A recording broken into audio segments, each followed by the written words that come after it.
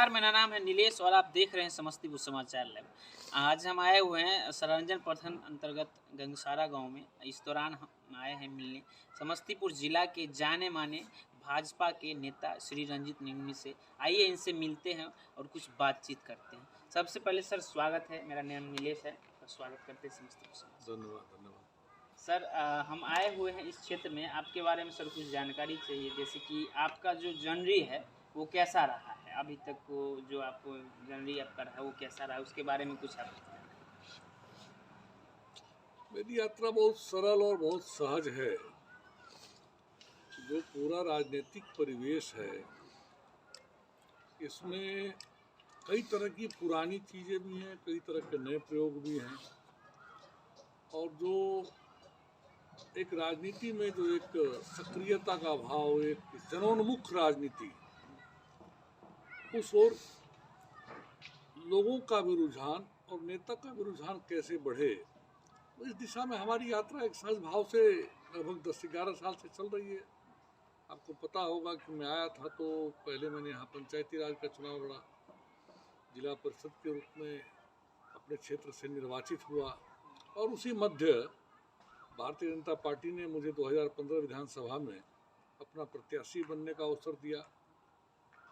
योग था समय का और समीकरण का और उस वक़्त के तमाम कारकों का कि मैं चुनाव हार गया, लेकिन बावजूद उसके जो अपनी जन के प्रति जो प्रतिबद्धता है, लोगों के प्रति, किसानों के प्रति, शिक्षा व्यवस्था के प्रति, स्वास्थ्य व्यवस्था के प्रति, और लोगों के जीवन में जो दैनंदिन रोजमर्रे में जो दिक्कतें आती है प्रशासनिक स्तर पर, उसमें जहाँ तक संभव हो पा रहा है मैं निजी तौर पर उसमें योगदान कर रहा हूँ और करते रहने के लिए प्रतिबद्ध हूँ। तो सर जो अभी वर्तमान जो पंचायत चुनाव हुए हैं, मेरा प्रथम सवाल सर आपके ये है कि जो पंचायत चुनाव हुए उसमें बहुत सारे युवा चुन के जो कि आए हैं जनप्रतिनिधि बन के, और उनको एक सही मार्गदर्शक के तौर पे आप सोशल मीडिया के माध्यम से भी कुछ जानकारी दे रहे हैं, तो उनके लिए आपका क्या मतलब क्या उनको कहना चाहते हैं, किस तरीके से वो अपना काम करें, क्योंकि उनके पास एक्सपीरियंस की बहुत कमी है।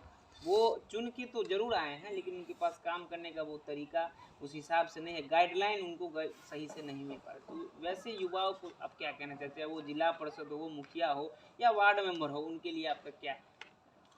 देखिए, ऐसा है नीलेश जी,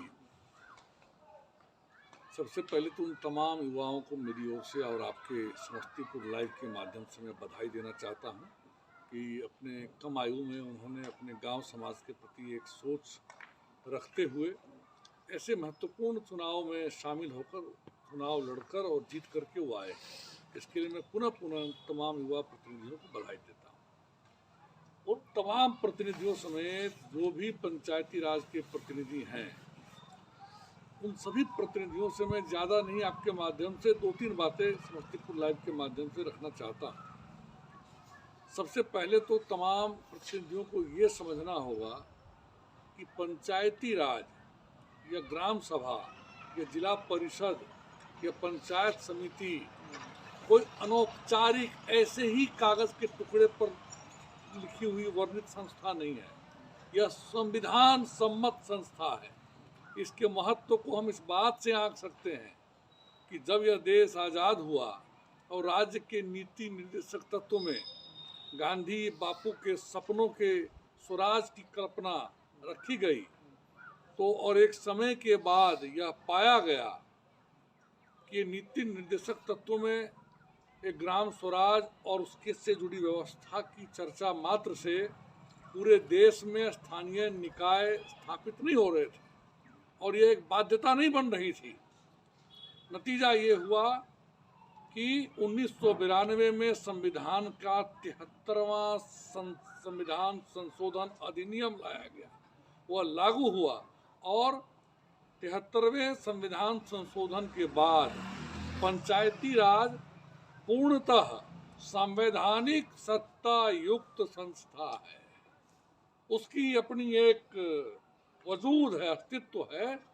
सबसे पहले मैं तमाम साथियों से ये कहना चाहता हूँ कि उसकी ताकत को समझें, उसका अध्ययन करें, पंचायती राज एक्ट को पढ़ें अच्छे से, एक एक पन्ना पलट कर पढ़ें, संविधान में उसके बारे में जो दिया गया उसको पढ़ें, या जो साथी, कई ऐसे भी साथी हैं जो नहीं पढ़ सकते हैं, तो वैसे अन्य सलाहकारों के माध्यम से जानने का प्रयास करें कि इस पंचायती राज का कितना बड़ा महत्व है। ये पहली बात। दूसरी बात, जो पंचायती राज प्रतिनिधि को, सभी प्रतिनिधियों को एवं तमाम ग्राम सभा के सदस्यों को मैं कहना चाहता हूँ, एक तो स्पष्टता लोगों में नहीं है कि जितने भी पंचायत राज चुनाव के मतदाता होते हैं, ये सभी मतदाता ग्राम सभा के स्थायी सदस्य होते हैं। ये जानकारी लोगों के अंदर नहीं है। उनको ये मालूम है कि विधानसभा का सदस्य कौन है, लोकसभा का सदस्य कौन है, लेकिन जिस सभा के वे स्वयं सदस्य हैं, उसके प्रति एक जागरूकता का भाव उनके अंदर है। और इसीलिए कालांतर में ये देखा जा रहा है कि ग्राम सभा के प्रति लोगों में उतनी उत्साह नहीं देखी जाती, जबकि ये वो सभा है जो लोगों के जीवन के सबसे करीब है। ये वो जनप्रतिनिधि चुनकर आए हैं जो सुबह से लेकर शाम तक आपके बीच रहते हैं, लेकिन लोगों की में एक मानसिकता घर कर गया है कि जब भी छोटा से छोटा भी कुछ काम होगा तो विधायक को खोजो, सांसद को खोजो, है ना, और मुखिया जी को खोज ही नहीं रहे, सरपंच को खोज ही नहीं रहे, वार्ड सदस्य को खोज ही नहीं रहे। तो इन लोगों ने मान लिया है कि इनका एक ही काम है कि पीसीसी ढालेंगे, नाला बनाएंगे, सड़क बनाएंगे, मनरेगा में पौधे लगाएंगे, तालाब खुंदवाएंगे। इससे आगे हम इनको देखने का प्रयास नहीं करते, है ना। तो उसका नतीजा क्या हो रहा है कि ग्राम पंचायत या ग्राम सभा के माध्यम से बहुत ज़्यादा रचनात्मक कार्य नहीं हो पा रहे हैं। ये एक समझ लोगों को बनानी पड़ेगी कि ग्राम सभा भी उतना ही संविधान सम्मत संस्था है जितना विधानसभा और लोकसभा है। इसीलिए मैं हमेशा ग्राम सभा के महत्व पर बात रखता हूँ, लाइव के माध्यम से, सोशल मीडिया के माध्यम से, और आज समस्तीपुर लाइव के माध्यम से नीलेश जी मैं रख रहा हूँ कि उसकी महत्ता को समझना सबसे पहला काम है। और आइए कार्य प्रणाली पर यदि देखते हैं तो कार्य प्रणाली में जो चुनकर प्रतिनिधि आए हैं, मैं सोशल मीडिया के माध्यम से देख रहा हूँ, इस बार कुछ ही सही लेकिन ऐसे प्रतिनिधि हैं जो एक एक बारीकी में जा कर के चीज़ों को समझने का प्रयास कर रहे हैं, वार्ड सभा कर रहे हैं। ये अच्छी बात है, स्वागत योग्य है। मैं तो हमेशा कहता हूँ कि भारत की बात मत करो, बिहार की बात मत करो।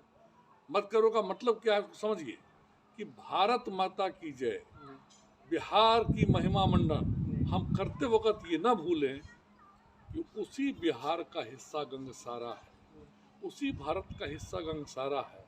मैं हमेशा कहता हूँ यदि मैं गंगसारा को अच्छा बनाता हूँ, सराय रंजन को अच्छा बनाता हूँ, तो उतना हिस्सा भारत का स्वतः अच्छा होता है, उतना हिस्सा बिहार का स्वतः अच्छा हो जाता है। तो जयकारा लगाने से बेहतर है कि अपने हिस्से के भारत को, अपने हिस्से के बिहार को हम अच्छा बनाने का प्रयास करें। और ऐसे में पंचायती राज प्रतिनिधियों की बड़ी अहम भूमिका है, उसको वो बना नहीं रहे हैं, भूमिका है। एक वार्ड सदस्य चाहेगा तो अपने वार्ड के तमाम बच्चों का दाखिला कराएगा विद्यालय में, अपने वार्ड में तमाम केंद्र और राज्य सरकार की योजनाओं का लाभ पहुंचाने का प्रयास करेगा, अपने वार्ड में सभी लोगों का स्वास्थ्य कार्ड बनाएगा, अपने वार्ड के सभी पेंशन के जो अर्हता रखने वाले लोग हैं उनको पेंशन दिलवाने का काम करेगा, है ना, अपने वार्ड में स्वास्थ्य को लेकर जागरूकता करेगा, अपने वार्ड में पेड़ पौधे लगवाएगा। तो कल्पना करिए सभी वार्ड सदस्य अपने अपने वार्ड को समृद्ध करते हैं इस कृत्य के माध्यम से, तो ये गांव, समाज, प्रखंड, जिला, राज्य क्यों नहीं बेहतर हो सकता है। यह मेरा आग्रह आपके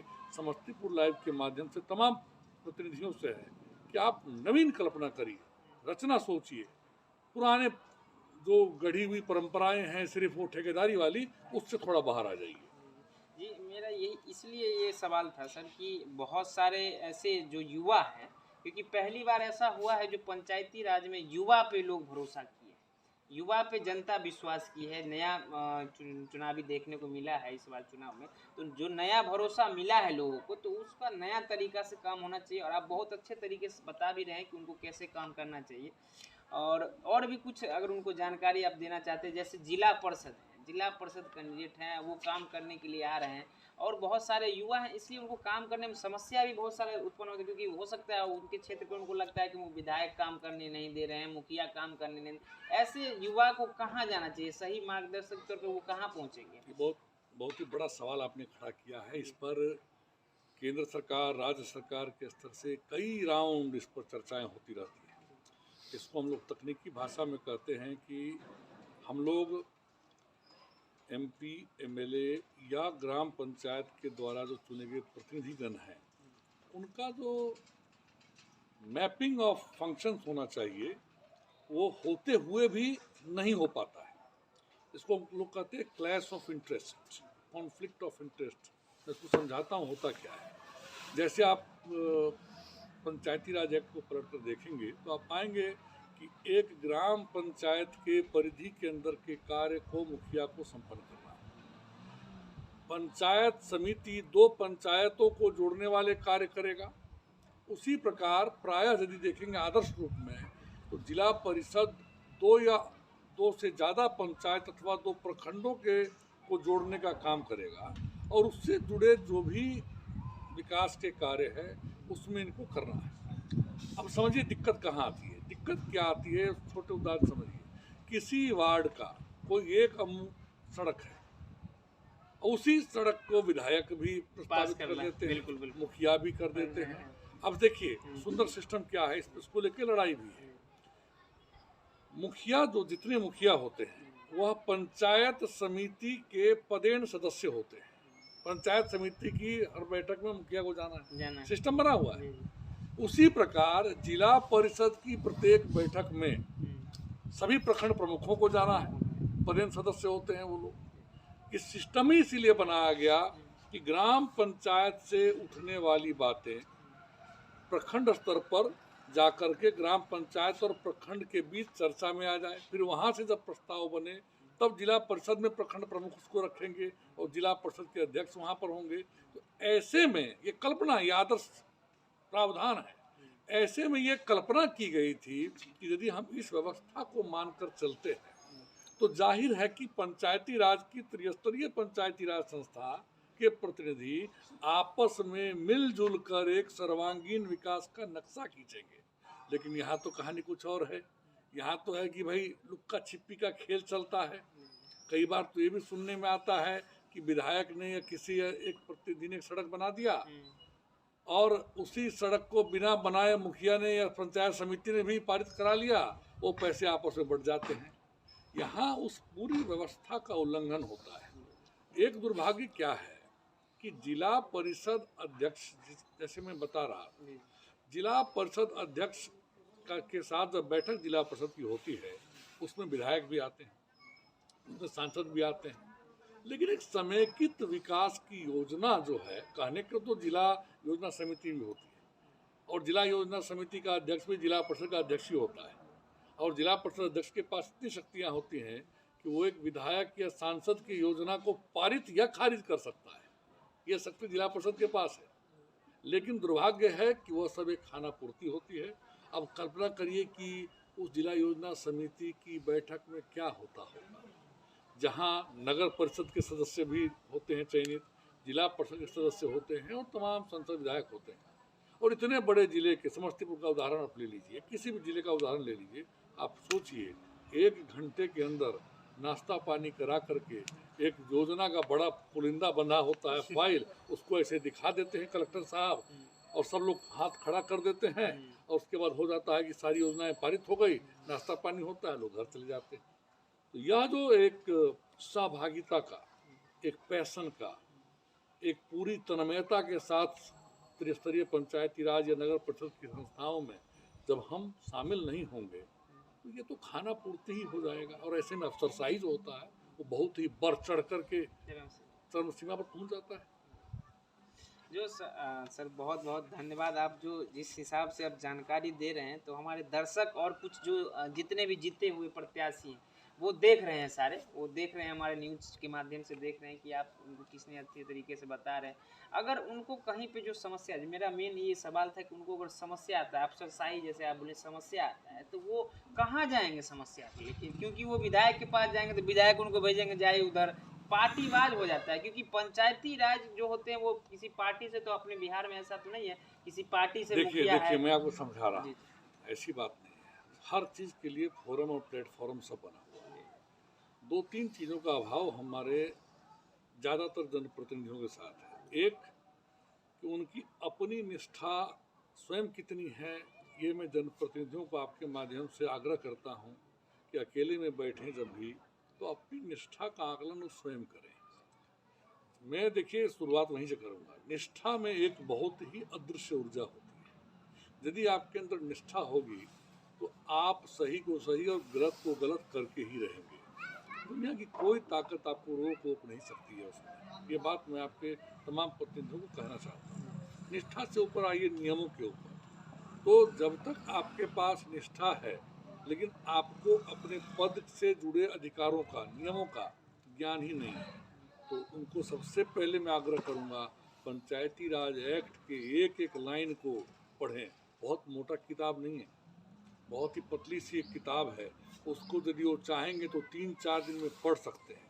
3 बार, 4 बार, 5 बार पढ़ जाएं, जिससे कि उनके अंदर देखिए सूचना या जानकारी, नियमों की जानकारी भी अपने आप में ताकत देने का काम करती है। उसके बाद तीसरा क्या है, रह गई बात कहाँ जाएं, तो कहाँ जाने के लिए तो बहुत सारे फोरम बने हुए हैं। गांव में जाएंगे तो ग्राम सभा है, प्रखंड में जाएंगे तो पंचायत समिति की बैठक है, जिला परिषद की बैठक है। क्या इतने फोरम पर्याप्त तो नहीं है बातों को रखने के लिए? रह गई बात सांसद विधायक की, देखिए व्यवहारिक बात मैं करूँगा। सांसद और विधायक कभी नहीं चाहते हैं कि पंचायत राज के प्रतिनिधि सक्रिय हों और मजबूत हों, क्योंकि वहाँ पर पूरी की पूरी लड़ाई सत्ता की होती है। उन्हें लगता है कि अरे अच्छा प्रखंड प्रमुख बन जाएगा, अच्छा काम करने लग जाएगा, तो पता ये लगेगा कि ये तो मेरे ही पद के दावेदार हो जाएगा। बिल्कुल, है बिल्कुल, ना? सही, सही। कोई जिला परिषद अच्छा करेगा तो लोकप्रिय हो जाएगा, तो फिर यहाँ तो दावेदारी बहुत बढ़ जाएगी। जबकि यह तो लोकतंत्र की खूबसूरती होनी चाहिए कि नित्य नवीन दावेदारियां हो, नित्य नवीन नेतृत्व हो। बिहार कितना बड़ा राज्य, इतनी घनी आबादी वाला राज्य, भारत जैसा देश, क्या चंद प्रतिनिधियों, क्या वो संसद में बैठे 550 के लगभग प्रतिनिधि, लोकसभा के 250 के लगभग, राज्यसभा के और तमाम विधानसभाओं के सदस्यों के वश की बात है? जहाँ इस देश में लाखों वार्ड मेंबर हों, जहाँ इस देश में लाखों मुखियागण हैं, पंचायत राज के विभिन्न स्तरों के निर्वाचित प्रतिनिधि हैं, उन सबको यदि हम सशक्त करते हैं, और मैं हमेशा कहता हूँ सशक्त आपको कोई नहीं करेगा, आपको सशक्त स्वयं होना पड़ता है। हाँ, उसमें थोड़ा शुरू में ताकत चाहिए अकेला चलने के लिए। सत्य बोलेंगे तो अकेला चलने के लिए तैयार होना पड़ता है। मैं कल भी कह रहा था, ये दौर असत्य के साथ प्रयोग का है। सत्य के साथ प्रयोग करना एक राजनीतिक अपराध हो चला है ना? लेकिन प्रयोग तो करना पड़ेगा, इतिहास गवाह है। बाधाएं आती हैं लेकिन फिर प्रयोग लोग करते हैं, और जो प्रयोग करते हैं उन्हीं के प्रयोग के परिणाम को पूरी दुनिया पढ़ती रहती है। प्रयोग ना होते तो फिर कैसे काम होते? जी, बहुत बहुत धन्यवाद सर। मैं और एक और सवाल मेरे जहन में आ रहा था, एक सवाल ये आ रहा था कि आप पहले भी एक बार विधानसभा चुनाव लड़ चुके और जिला परिषद भी रह चुके हैं। तो क्या आगे आपका कुछ नया प्रोग्राम बन रहा है, जिस हिसाब से आप कैंपेनिंग कर रहे हैं, जो दिख रहा है तरीका, जो नए नए युवा से आप जुड़ रहे हैं, जिस तरीके से उनको मार्ग सही रास्ता दिखा रहे हैं, तो क्या आप आगे कुछ अपने लिए भविष्य में कुछ ऐसा प्लान कर रहे हैं जिसलिए ये सब काम आप कर रहे हैं? देखिए, ये सीधा सीधा आपने एक निजी सवाल किया है, तो निजी तौर पर मैं यह कहने में बड़ा कंफर्टेबल महसूस कर रहा हूँ, बड़ा सहज महसूस कर रहा हूँ कि मेरा 11 साल लोगों के सामने है।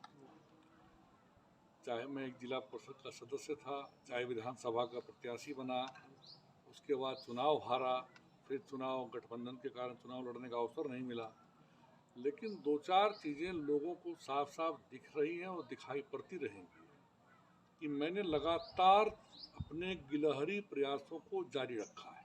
उसमें 2-3 चीज़ साफ साफ है। एक है शिक्षा व्यवस्था को लगातार जो ही मुझसे हो सकता है, कभी शिक्षकों से बात करके, कभी अभिभावकों से बात करके उसको सुचारू करना और लोगों में एक जागरूकता और उत्साह का माहौल बनाए रखना। दूसरा है कि जो मैं पहले भी बता रहा था कि हमारी जो प्रशासनिक व्यवस्थाएं हैं उसमें न जाने कब क्या अच्छा होगा, बहुत अच्छा होगा, लेकिन अभी हम लोग की ऐसी व्यवस्थाएं हैं कि पैरवी नाम का जो चीज़ है, मैं पैरवी को हमेशा कहता हूँ कि पैरवी को यदि अच्छे से परिभाषित करें तो पैरवी क्या है। हमारे सरकारी संस्थाएं और व्यवस्थाएं हैं, उनसे उपजी निराशा के फलस्वरूप व्यक्ति जिस मार्ग को पकड़ता है उसी का नाम पैरवी। यदि आप ब्लॉक जाते हैं, जिला कार्यालय जाते हैं और आपका कार्य सहसा हो जाए तो आप हमारे यहाँ पैरवी करने क्यों आएंगे, है कि नहीं? तो उसमें जहाँ तक, लेकिन वो यथार्थ है, दुर्भाग्यपूर्ण है लेकिन यथार्थ है। तो किसी गरीब के साथ या किसी ऐसे व्यक्ति के साथ जहाँ गलत हो रहा होता है और मेरे संज्ञान में जब वो लाया जाता है तो मैं यथासंभव प्रयास करता हूँ कि उसमें लग करके उसको उस समस्या का निदान दूँ, या ऐसा करके मुझे अच्छा भी लगता है और इससे मेरा ज्ञान भी बढ़ता रहता है कि चीज़ें कहाँ अटक रही हैं, क्यों अटक रही हैं और भविष्य में कैसे संस्थागत बदलाव के सुझाव मैं दे सकता हूँ, या कभी यदि मुझे अवसर मिले तो मैं क्या कर सकता हूँ, उसकी एक रूपरेखा अंदर अंदर हमारे अंदर बनती रहती है। तो ये है। फर्दर जहाँ तक सवाल आगे का है, तो आप मेरे अतीत के बारे में जानते हैं कि मैं लगभग 2 दशक दिल्ली रहा हूँ। उसके पहले भी भारत के अलग अलग हिस्सों में अध्ययन अध्यापन करने का काम किया। तो यदि मैं गांव लौटा होऊंगा तो एक लगाव रहा होगा कहीं ना कहीं, गांव से, अपने धरती से लगाव रहा होगा, तभी तो लौटा होऊंगा ना। और उसमें कहीं कोई मैं ये कबड्डी खेलने नहीं आया था, ना आया हूँ कि कबड्डी कबड्डी खेला, छुआ और भागा, ऐसा कहीं हमारा उद्देश्य नहीं रहा है। हमारा इतना ही उद्देश्य है कि नित्य नवीन चीज़ों से जो मैं सीख रहा हूँ उसका संकलन डेली बढ़ रहा है। अभी जो कर सकता हूँ कर रहा हूँ और दिमाग में यही रहता है अंतिम लक्ष्य कि जब तक हम सक्रिय हैं और हमारे पास ऊर्जा है तो जो हमारे आसपास की व्यवस्था है उसमें हम कैसे क्या अच्छा कर सकते हैं, कैसे उसको और समृद्ध कर सकते हैं। और एक चीज़ हमेशा रहता और रहेगा, नौजवान हो चाहे बुजुर्ग हो चाहे बच्चे हों, लोगों में उत्साह भरना, उनको मोटिवेट करना, उनको निराशा से दूर करना, उनको हीन भावना से दूर करना, यह मेरे जीवन का उद्देश्य रहा है। मैं कबीरदास का चेला हूँ, निर्गुणी का मेरा नाम है और निर्गुण भाव से मैं जीवन को जीता हूँ। और चूंकि जीवन है इसलिए सगुण काया को निभाने के लिए मैं अपने रोजगार के लिए भी कुछ करता हूँ, खेतीबाड़ी भी करता हूँ और उस तरीके से मैं अपना जीवन यापन भी करता हूँ। लेकिन हमेशा दिमाग में है कि सुंदर सृष्टि के, सुंदर जो परमात्मा की संतान है, उसके लिए मैं क्या अच्छा कर सकता हूँ। ये राजनीतिक लक्ष्य नहीं है, जीवन का लक्ष्य। राजनीति क्या है और राजनीतिक पद क्या है, वो तो एक साधन मात्र है, एक इंस्ट्रूमेंट मात्र है।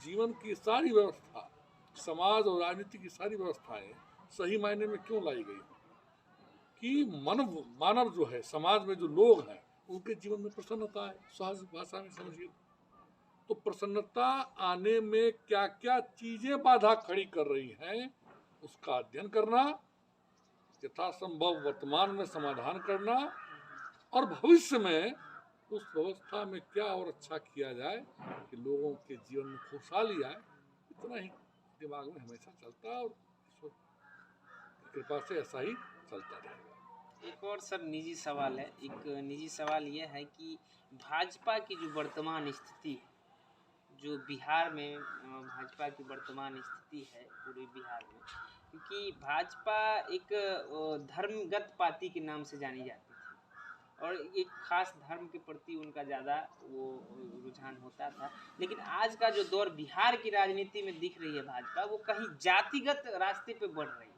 तो उसके बारे में आप, क्योंकि पुराने भाजपा के समस्तीपुर के कद्दावर नेता भी हैं, इसके लिए मैं आपसे जानना चाहता हूँ, क्या भाजपा को जातिगत जाना चाहिए या वो धर्म के मार्ग पे ही सही चल रहा था, कि धर्म के मार्ग पे उतर के और जाति पे जाते हुए कहीं अपने नीचे दूसरे पायदान पे तो नहीं चलना शुरू कर दिया? देखिए, भारतीय जनता पार्टी न धर्म के आधार पर चलती है न जाति के आधार पर चलती है। थोड़े बहुत संगठन या सरकार में ऊपर नीचे होता रहता है, लेकिन जो मूलभूत सिद्धांत भारतीय जनता पार्टी का है, हमारे जो दधीचि हुए पंडित दीनदयाल उपाध्याय, डॉक्टर श्यामा प्रसाद मुखर्जी, उनके आदर्शों के आधार पर पंडित दीनदयाल उपाध्याय ने कहा कि सच्चा न्याय तब होगा, सच्ची राजनीति तब होगी जब समाज के अंतिम पायदान पर बैठे आदमी तक विकास का लाभ पहुंचेगा। आज हमारे प्रधानमंत्री नरेंद्र मोदी पूरे देश में अपने जन कल्याणकारी योजनाओं के माध्यम से एक एक घर तक पहुंचने का काम कर रहे हैं। चाहे छोटे रूप में आप शौचालय के रूप में देखें, उज्ज्वला योजना के माध्यम से गैस चूल्हे के रूप में देखें, लोगों के प्रधानमंत्री आवास योजना के रूप में देखें, स्वास्थ्य लाभ योजना के रूप में देखें, किसान सम्मान योजना के रूप में देखें, ऐसी योजना गिनाऊंगा तो पूरा दिन निकल जाएगा। तो इसलिए हमें बड़ा गर्व है कि हमारे प्रधानमंत्री नरेंद्र मोदी जी जो हैं वो सबका साथ, सबका विकास और सबका विश्वास, सबका प्रयास के नारा पर चल रहे हैं। और आज पूरा देश ही नहीं, पूरा विश्व हमारे प्रधानमंत्री नरेंद्र मोदी जी के नेतृत्व वाली सरकार में भरोसा करता है। अब रह गई बात लोग क्या कहते हैं, तो लोग का तो काम ही है कहना। कुछ तो लोग कहेंगे, लोगों का काम है कहना, छोड़ो बेकार की बातों में, है ना, कहीं बीत न जाए रहना। तो इसलिए इन बातों पर बहुत ध्यान नहीं देना होता है। और ठीक है, जो हमारे देश की सांस्कृतिक धरोहर है उसको, उसकी रक्षा करना कोई बहुत बड़ा गुनाह नहीं है। कांग्रेस और आरजेडी ने जिस प्रकार से इस देश में धार्मिक तुष्टिकरण का काम किया, उस समय लोग क्यों नहीं बात कर रहे थे। आज तो कहीं भी धार्मिक तुष्टिकरण ही नहीं हो रहा। भारतीय जनता पार्टी ने कभी भी किसी धर्म विशेष के लोगों के खिलाफ, मुझे एक गवाह दे दीजिए, एक प्रमाण दे दीजिए। आज 7 साल से केंद्र में हमारी सरकार है, 8 साल से, एक प्रमाण दे दीजिए जहाँ किसी प्रकार की इस तरह का सबूत मिले कि दूसरे धर्म के प्रति हमारा कोई भेदभावपूर्ण रवैया है। कि जातिगत जहाँ तक आपने विषय उठाया, समझिए नीतीश कुमार ने क्या कहा था, न्याय के साथ विकास, सामाजिक न्याय के साथ विकास, वह यह उससे भी आगे की करी है। वो हर जातिगत बात नहीं है।